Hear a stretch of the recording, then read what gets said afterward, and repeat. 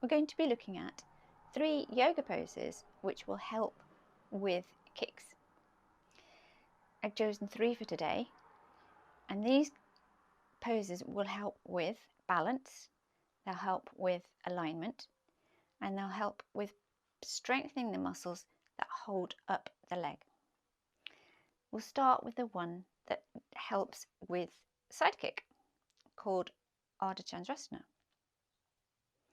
We would come into this pose, for those that do yoga, from Virabhadrasana 2.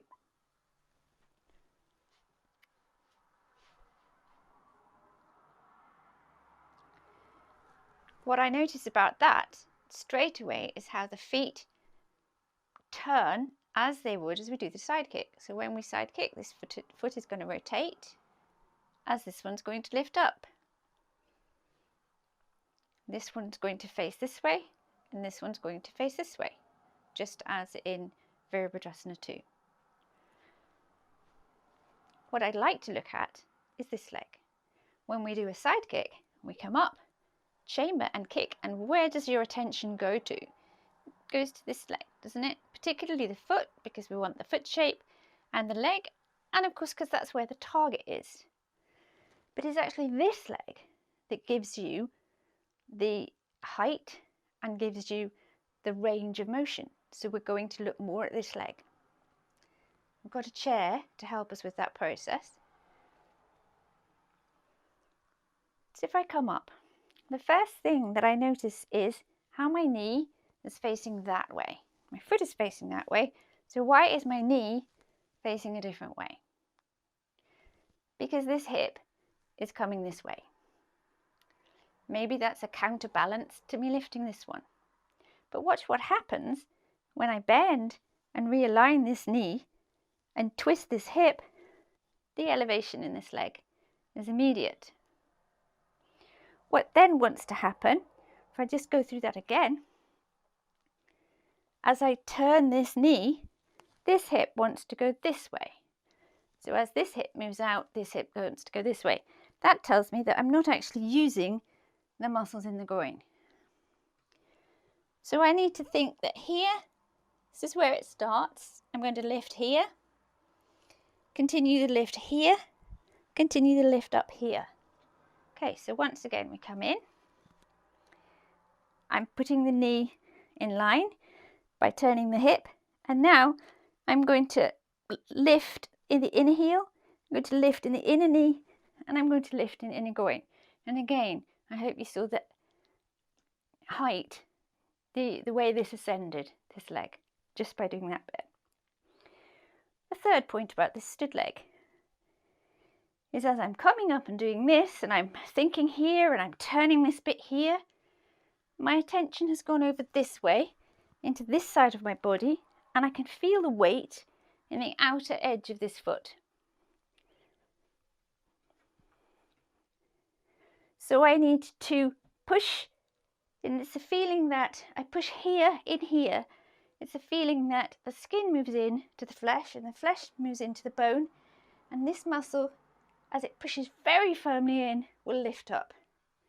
So here, see if I can do it all in stages. Stage 1 is turning that knee into alignment and lifting the hip. Stage 2 is the lift on the inner ankle, inner knee and inner groin. And stage 3 is pushing into that hip so that I lift into that leg.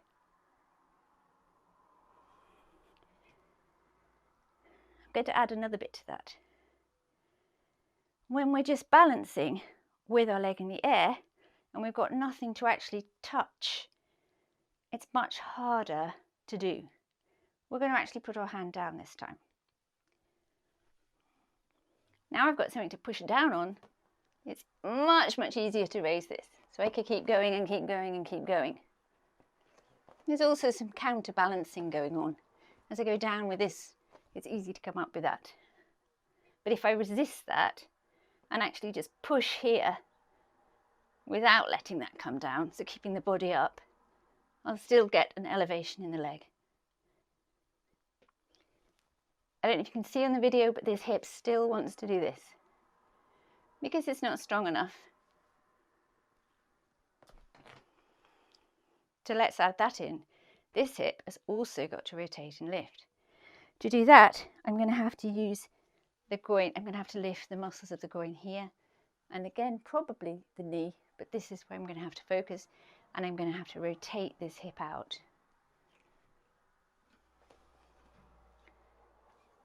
Here's the rotation.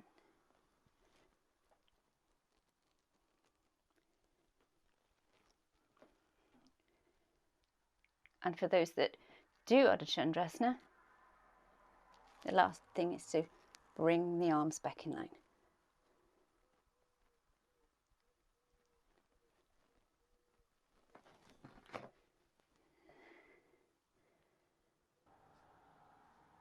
The second pose we're going to do is Parsvakonasana, and I've chosen this one because it's really good for teaching balance and also giving a good range of motion for your kicks, for turning kick, well, most of the kicks. So we're going to start. You could, if you're used to doing yoga, you can jump to start. If not, just widen the legs. And then we're going to turn this one that way. And we're also going to turn this one that way, but not quite as much as that one. What I want you to do is put your hands on your hips rather than put your hands above your head, which you would do in the yoga pose. Because what I want to talk about is the action in the hips and how important it is to use the hips and bring the hips around in getting the range of motion that we need in the kick. So we're going to turn and we're going to bring the hips around with us. That's what the hands are here for.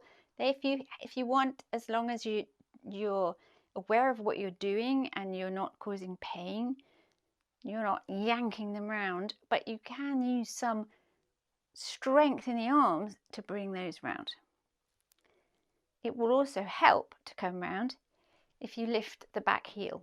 If you're struggling with that, lift the back heel off the floor, bring them round. And then how do we get that one back again? Well, we have to stretch that inner heel that I was talking about before, and the inner knee that I was talking about before, and the inner groin that I was talking about before, to actually lengthen that leg back down, the hips around. Then we're going to come forward, and I'm going to say to you, keep your hands on your hips, because that way you'll feel it if one of your hips starts to come this way, which it usually generally does. So we're going to come this way.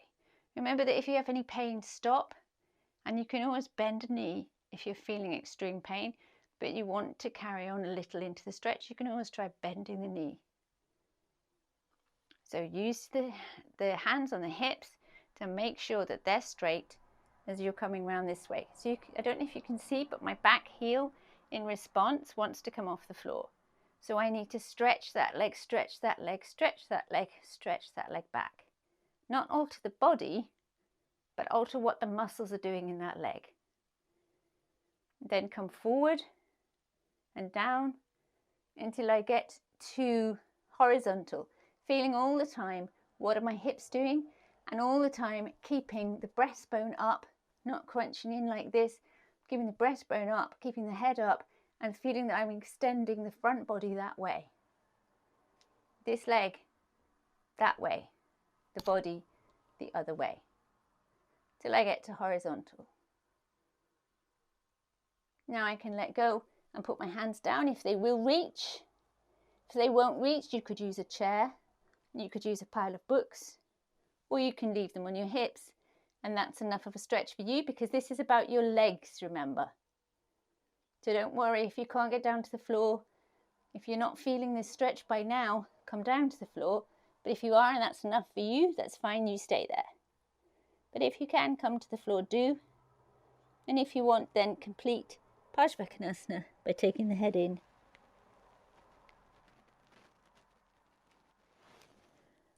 To the shin. Bend the knee to turn back.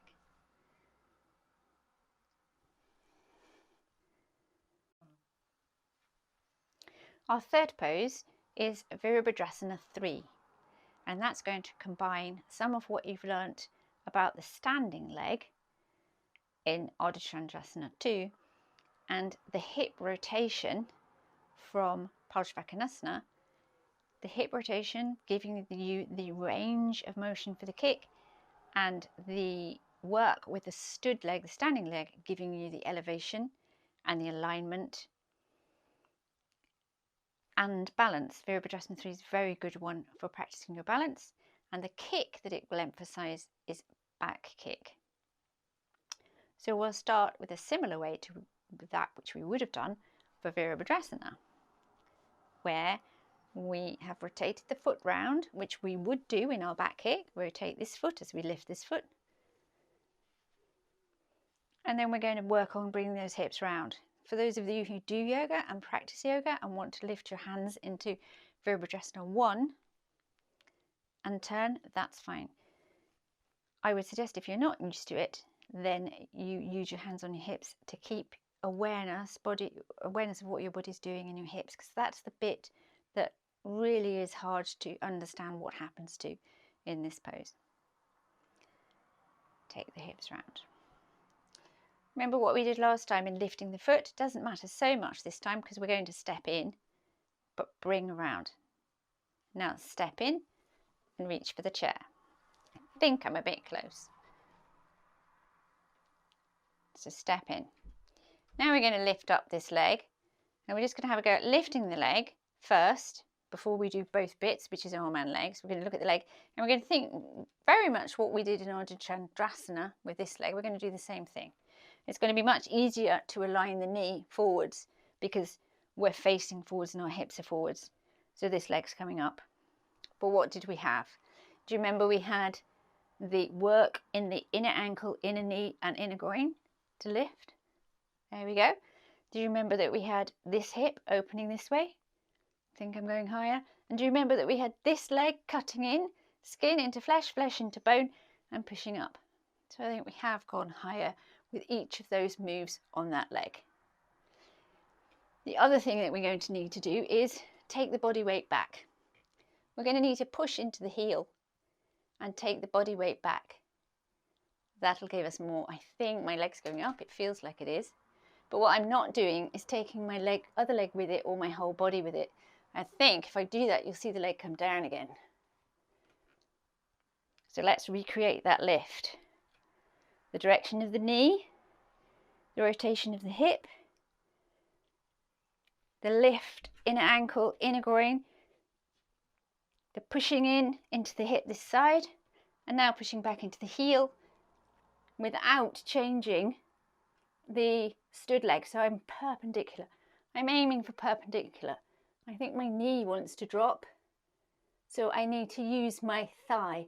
I need to push in my thigh. See, my knee wants to go, so I've got to use this muscle now, this thigh muscle.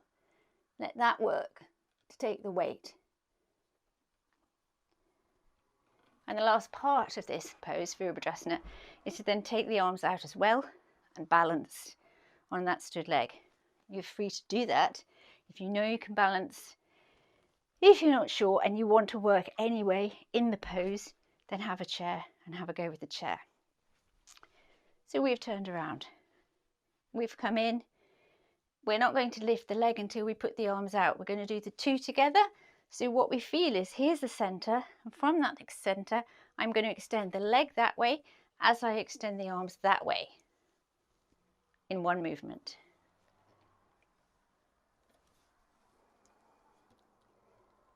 Here's me correcting the inner ankle. Hopefully you can see the elevation as I make those corrections in the stood leg. Using the thigh to hold up the knee and then taking the head down to touch the chair.